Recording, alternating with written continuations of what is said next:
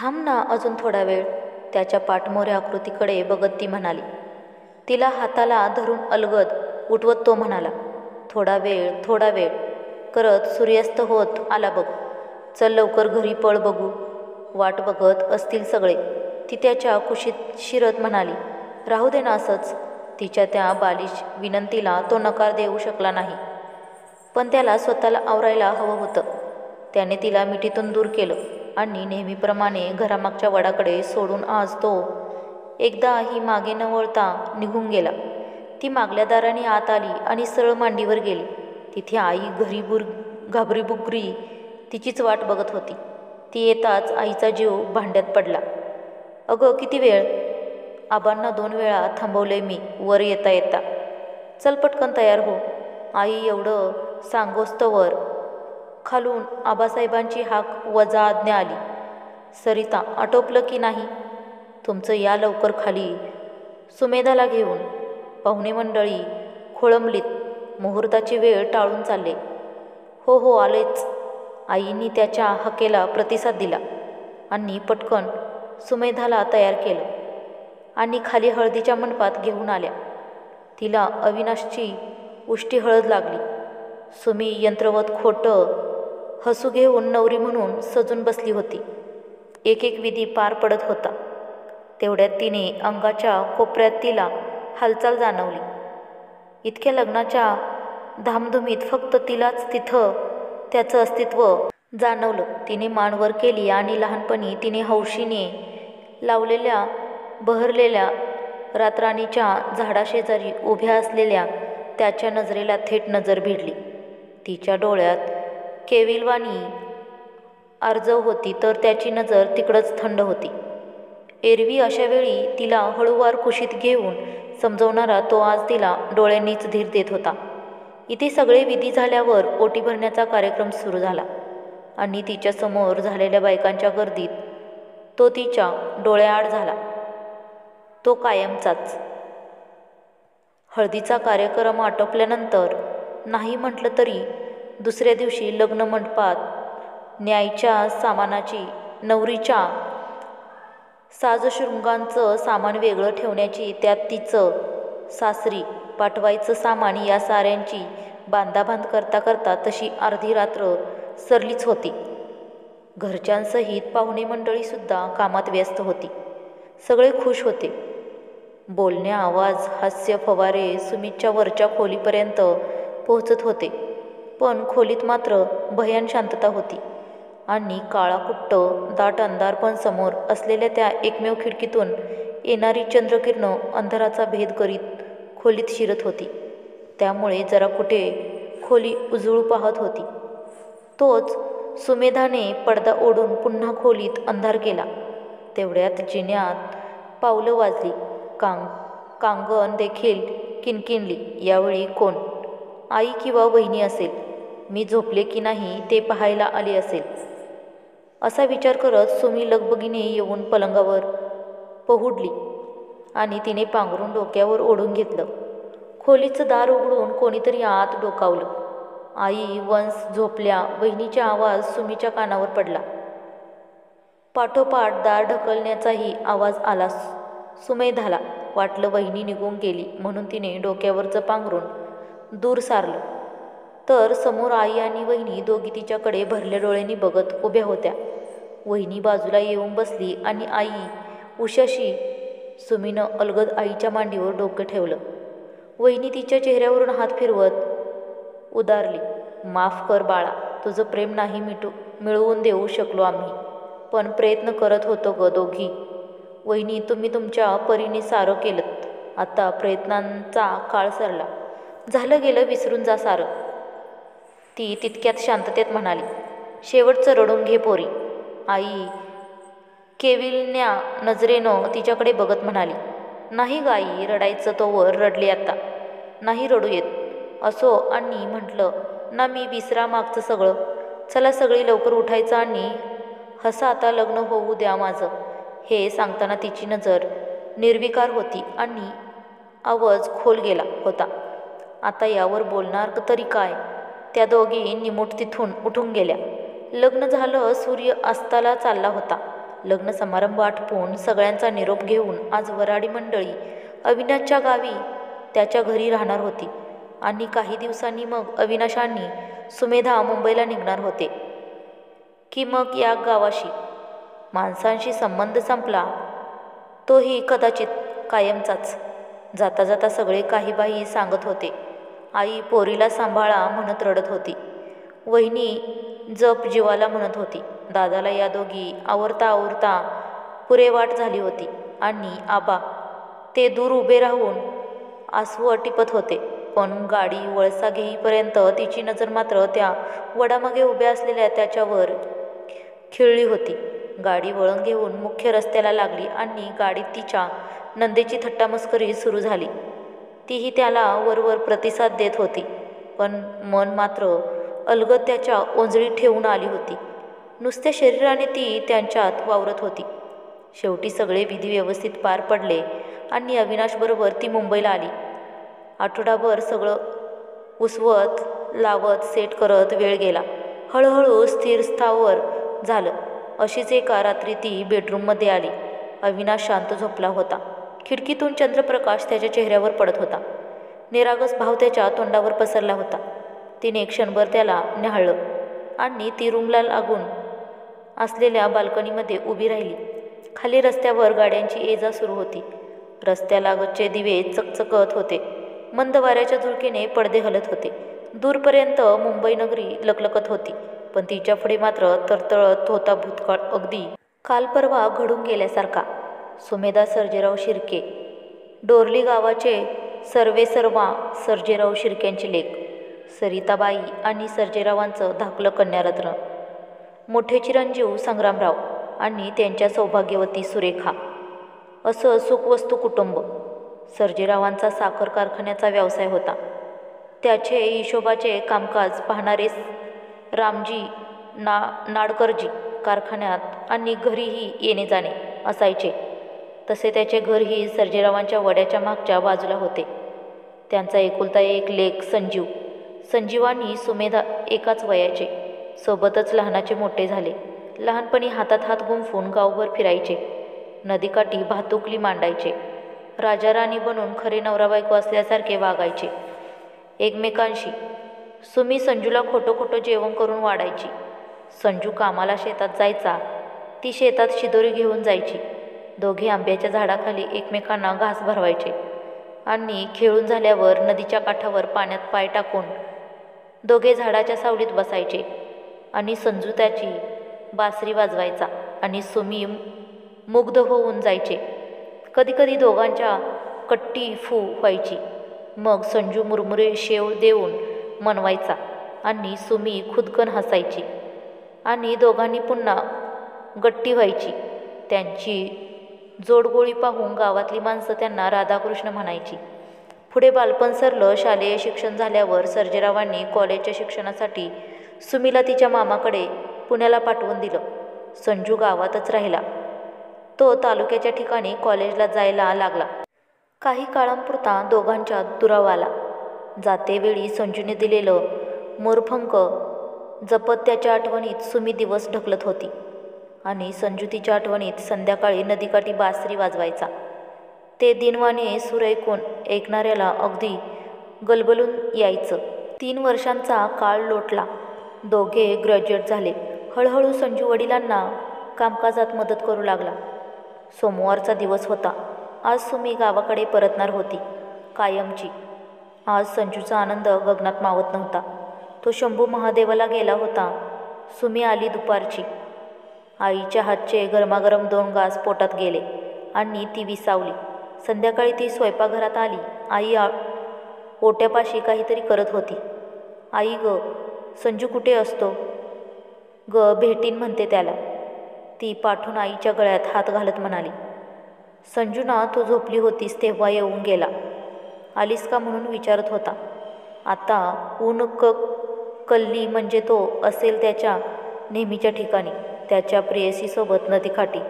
प्रेयसी? तो शब्द ऐकताच सुमीचा चेहरा खरकन उतरला. अगं, प्रेयसी म्हणजे त्याची ती जिवलग बासरी, आई हसत म्हणाली आणि तिने निश्वास सोडला. आणि येते ग म्हणत बाहेर पडली. फिरकी घेताना लेकीच्या मनातलं तिला न उमलेलं गुपित आईच्या नजरेत अचूक टिपलं होतं. त्याच्यासाठी आणलेल्या शर्टाची पिशवी घेऊन ती बाहेर पडली आणि नदीच्या दिशेने चालू लागली. आता नदी नजरेच्या टप्प्यात आली होती. तो नदीच्या पाण्यात पाय घालून बसला होता आणि बासरी वाजवत होता. तिचे सूर तिच्यापर्यंत पोहोचत होते आणि ती अनामिक ओढीने त्याच्याकडे ओढली जात होती. ती झपझप पावले टाकत त्याच्या दिशेने निघाली. तितक्यात तिला ठेच लागली आणि हातातली पिशवी खाली पडली. ती उचलून पुन्हा ती त्याच्या दिशेने वळणार तोच तिने पाहिलं. तो तिथे नव्हता. ती धावतच तिथे पोहोचली. तिने त्याला सगळीकडे शोधलं, पण तो कुठेच दिसला नाही. अरे, आत्ताच तर इथे होता, कुठे गेला? ती स्वतःशीच पुटपुटली. तोच पाठून त्याने डोळे धरले. त्याचा हात सोडवत ती लटक्याने त्याला मारत रागावली. हे काही वागणं झालं का? एकतर इतक्या दिवसांनी भेटतोय आणि अशी मस्करी करत का कोणी? असं म्हणत ती आंब्याच्या सावलीत जाऊन बसली. अरे, अशी रागवतेस का? गंमत केली मी. आणि मी गेलो नसतो तर हे कसं आणलं असतं तुझ्यासाठी? असं म्हणत त्याने सुरंगीचा गजरा तिच्या पुढे धरला.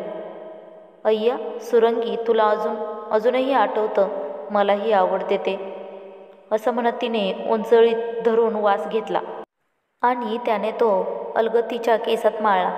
तिचा रुसवा क्षणात मावळला. तिने खास त्याच्यासाठी आणलेला शर्ट त्याच्या पुढे धरला. त्याने तो बाहेर काढून पाहिला आणि तो खूप खुश झाला. त्याच्या राधेचा इवला देह आता रेखीव बांधा झाला होता. केस रेशीम लांबसडक वेणी जमिनीवर पडली होती. गोरा वर्ण खुल्ला होता. त्यात गालावरची खळी गोल पडू लागली होती.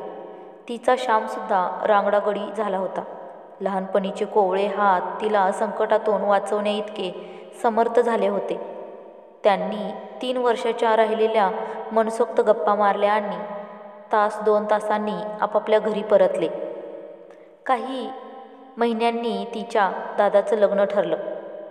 सगळीकडे आनंदी वातावरण होतं. लग्नसराईत सगळे सामील झाले.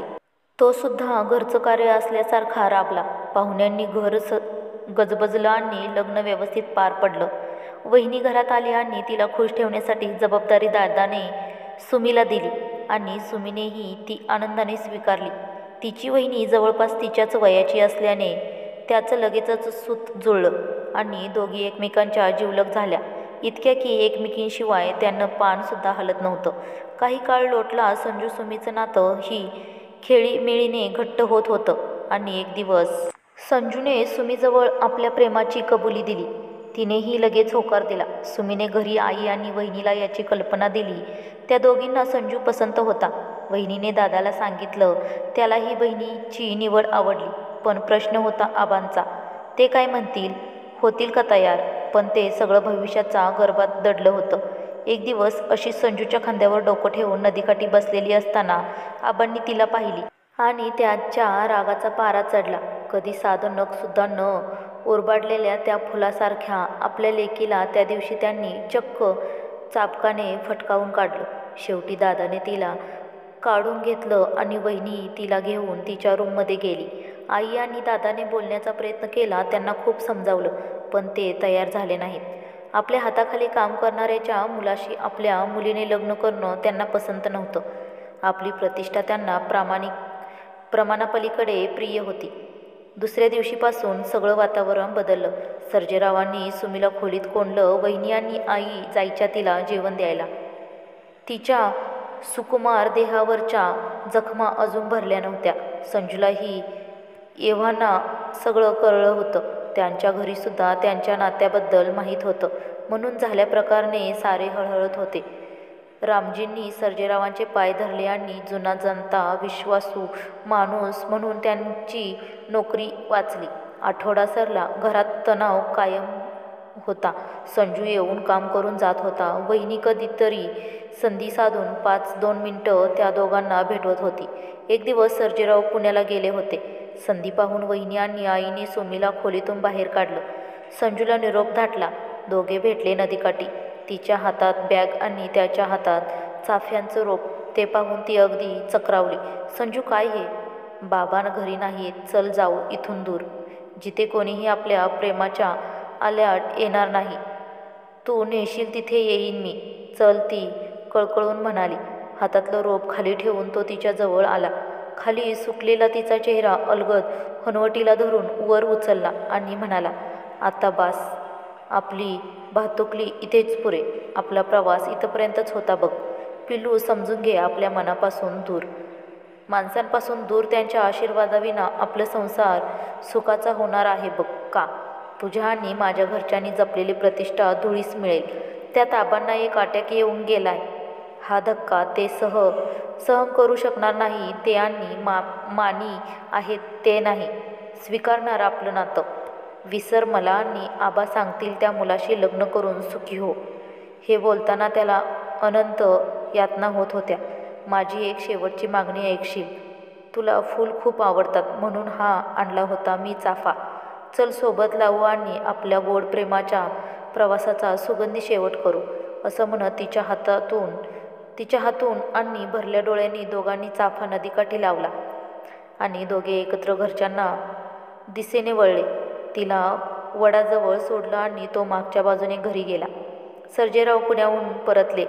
ते सुमीचं लग्न ठरवून तिच्या मामांच्या मित्राचा मुलगा अविनाश भोसले, उंच देखणा मुलगा, भरीव देहयष्टी असलेला, हसरा प्रसन्न चेहरा, कुणाच्याही सहज पसंतीस पडावा असा. तिथे कॉलेजला असताना तो आणि त्याचे बाबा घरी आलेले तेव्हा जुजबी ओळख झाली होती आणि तेव्हाच ती त्यांच्या मनात भरली होती. आज सर्जेरावांनी भेट घेऊन रीतसर बोलणी केली होती. घरात येऊन सगळ्यांना याबाबत सांगितलं. थोडक्यात तंबी दिली. महिन्याभरात दारी मांडव सजला आणि हा म्हणत हळदीचा दिवस उजाडला. सकाळी चुडा भरण्याचा कार्यक्रम झाला आणि सुमी वर आपल्या खोलीत गेली. तिथं कितीतरी वेळ खिडकीबाहेर बघत बसली होती. नदीचं पात्र दूर नजरेच्या टप्प्यात येत होतं.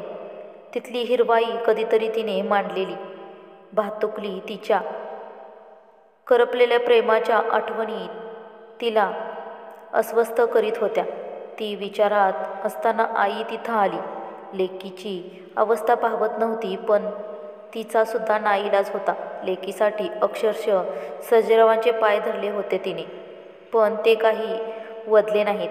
आईच्या डोळ्यात पाणी आलं. ती परत जायला वळणार तोच सुमीनं तिला हाक मारली. आई ग, काय ग, काही हवाय का बाळा? आईनं विचारलं. मला भेटायचंय त्याला शेवटचं, ती म्हणाली. काय? पण आता ते कसं शक्य आहे? इतकी मंडळी आहेत घरात आणि यांना कळलं तर उभं चिरतील तुला नि मला. नको बाळा. आई, एक शेवटची भेट, गेल्या पावली परतेन, हात जोडते, जाऊ दे मला, ती कळवळून म्हणाली. तिची तगमग पाहावेना म्हणून शेवटी आईने परवानगी दिली. हळदीचा संध्याकाळी 7चा मुहूर्त होता. ती 5ला मागच्या बाजूने बाहेर पडली. वहिनी करवी संजूला आधीच निरोप पोहोचला होता. तो नेहमीसारखा तिच्या आधीच पोहोचला होता. संजू, ही शेवटची संधी आहे रे. चल, मला घेऊन चल. सगळं सोडून आले फक्त तुझ्यासाठी, ती जीवाच्या आकांताने सांगत होती त्याला. नाही, आजही माझं तेच म्हणणं आहे. आपल्या माणसांना दुखवून सुखी नाही व्हायचो आपण, आणि आता तर समजवण्याची वेळसुद्धा टळून गेली.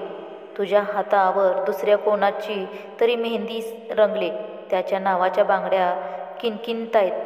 आज उष्टी हळद लागेल आणि उद्या त्याच्या नावाचं डोरलं गळ्यात पडेल. कपाळावर कुंकू तो लावेल आणि 7 जन्म सोबत राहीन असं वचन द्यायचं. सप्तपदी चालून तनानेच नाही तर मनानेही तुला त्यांचं व्हायचंय. सुमे, आपली साथ आज इथे संपली. तुझ्या हृदयाला संजू इथेच ठेवून जा.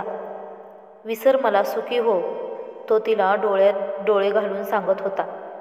यावर ती काय बोलणार होती? एकदा शेवटची त्याच्या मिठीत विसावून ती निघाली नव्या आयुष्याची सुरुवात करायला.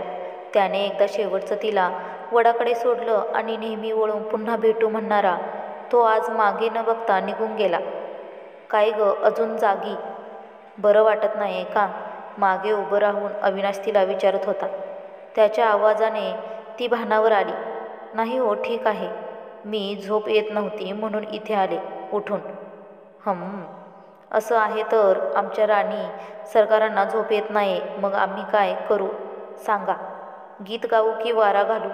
काय सेवा करू? आज्ञा करावी राणी सरकार, तो म्हणाला. तेव्हा ती त्याच्या समाधानासाठी खळखळून हसली आणि त्याची कळी खुलली.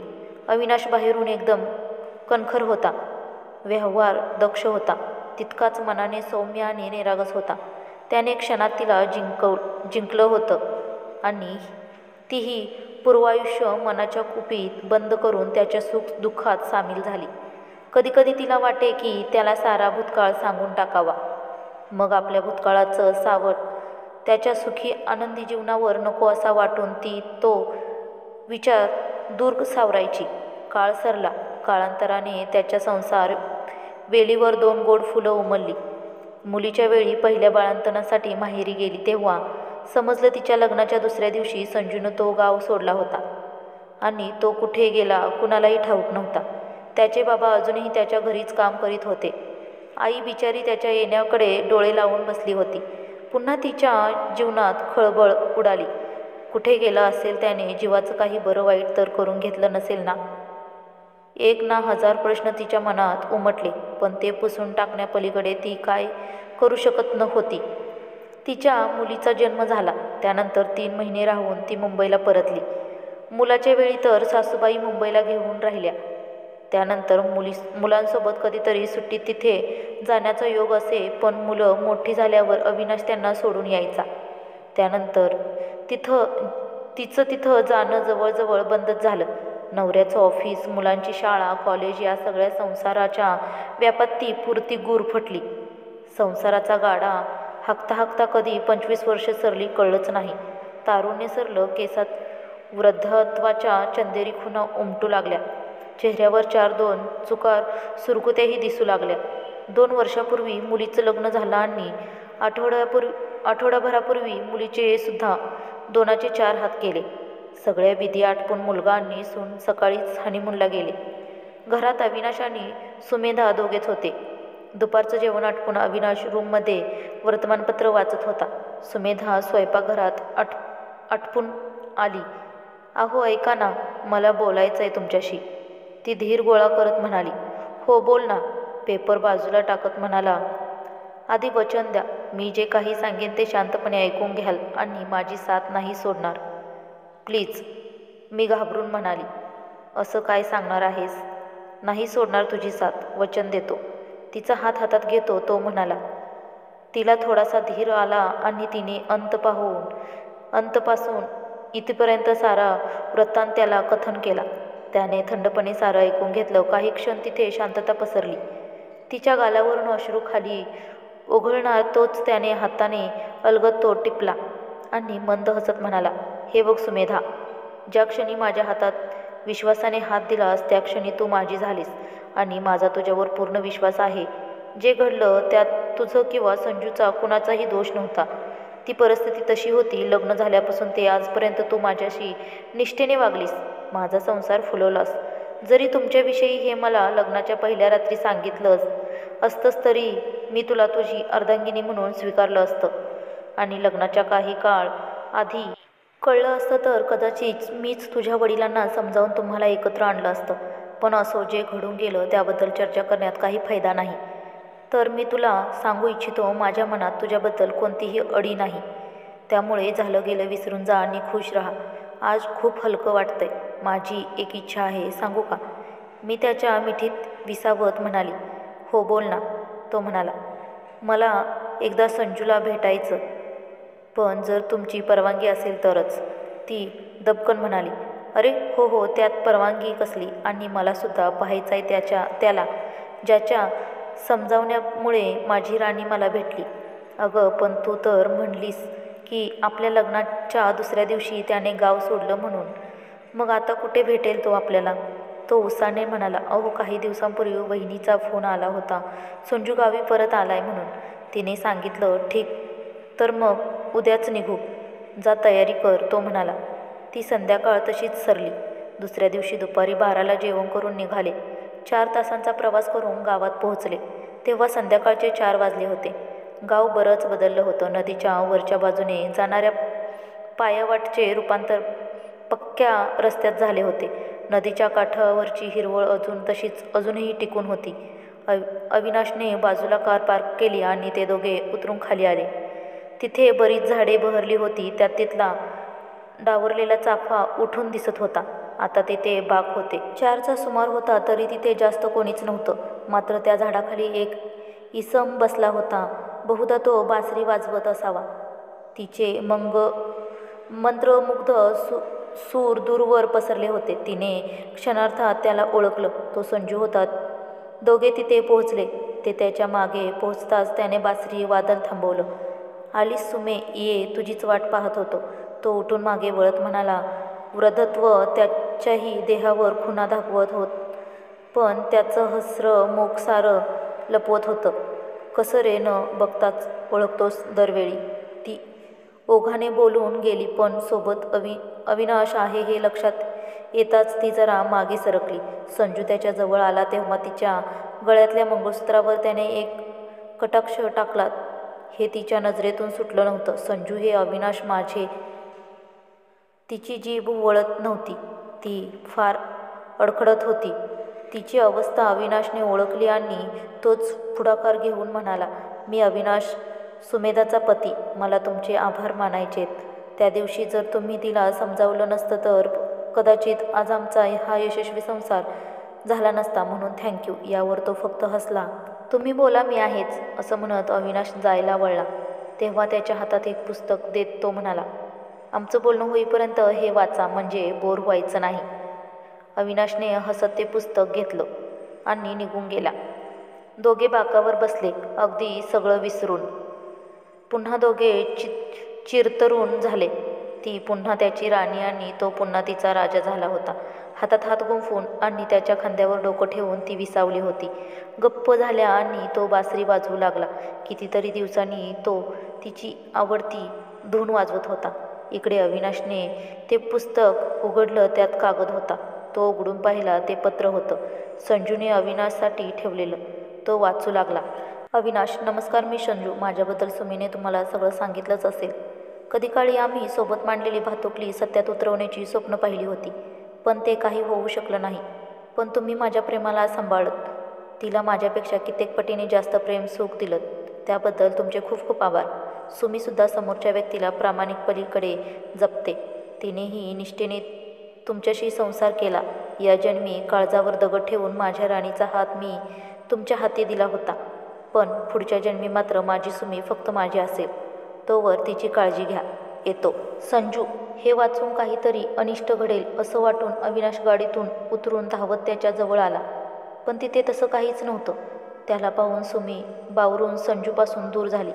अहो साहेब, थोडा वेळसुद्धा विरह सहन होत नाही होय? जा जा, तुमच्या बायकोला घेऊन जा. आपल्या शेवटच्या भेटीची वेळ संपली. सुमे, जा प्रिये, दिल्या घरी तू सुखी राहा, संजू म्हणाला. ते दोघे भरल्या डोळ्यांनी वळले. तोच मागून त्याचा आवाज आला, पदराआड लपवलेलं मंगळसूत्र घालून जा. तुझा हा जन्म त्याच्या नावे आहे. तिने मागे वळून पाहिलं तेव्हा तो हसत बाकावर लवंडला होता आणि तोंडातून फेस येत होता. ती त्याच्या दिशेने धावणार तितक्यात तो होती नव्हती ताकद एकटावून ओरडला, मागे फिर सुमे, आपल्या भेटीची वेळ संपली. अविनाश, घेऊन जा तिला. जा लवकर, निघा. आजवर त्याचा प्रत्येक शब्द पाळला होता तिने. हा तरी कसा मोडणार होती? ती मागे फिरली. जाता जाता तिच्या कानी शब्द पडले, योग्य वेळी हाकेला धावून आलास मित्रा, तुझे आभार. अविनाशने तिला गाडीत बसवून पाणी दिलं आणि ती शांत झाली. गाडी तशी तिच्या माहेरच्या घरच्या दिशेने वळवली. वहिनी आणि दादा घरीच होते. त्यांचा लेक आणि सुनबाई शेतावर गेले होते आणि घाई देवळात, तर आबा गावात फेरफटका मारायला गेले होते. जरा इकडच्या तिकडच्या गप्पा करत सगळे ओसरीवर बसले होते. इतक्यात वाड्यावर काम करणारा धोंडू गडी आला. दादा, नाडकण्याचे संजूदादा गेले जी. हे ऐकून अविनाश सुमेधाच्या पोटात धस्स झालं. दोघांनी एकमेकांकडे पाहिलं. त्याने तिला शांत राहण्याची खूण केली. अरे, केव्हा घडलं हे? कशानं गेला? दादाने त्याला विचारलं. कवा गेले ते काय माहीत नाही. त्यो चाफ्यावरला नाग डसला त्यांनी झाडाखालच्या बाकावर निपचित पडले होते. एवढं सांगून तो आपल्या मार्गाने गेला. अगं ऐकलंस का, मी जाऊन येतो सुमे. बस तू, आलोच मी, असं म्हणत दादा त्याच्या मागोमाग गेला. रोज त्याच्या बासरीवर डुलणारा नाग नेमका आज त्यांना कसा काय डसला काही कळेना. शेवटी सापाची जात ती वहिनी आत जाता जाता म्हणाली आणि तिला संजूने शेवटचे शब्द आठवले. योग्य वेळी हाकेला धावून आलास मित्रा.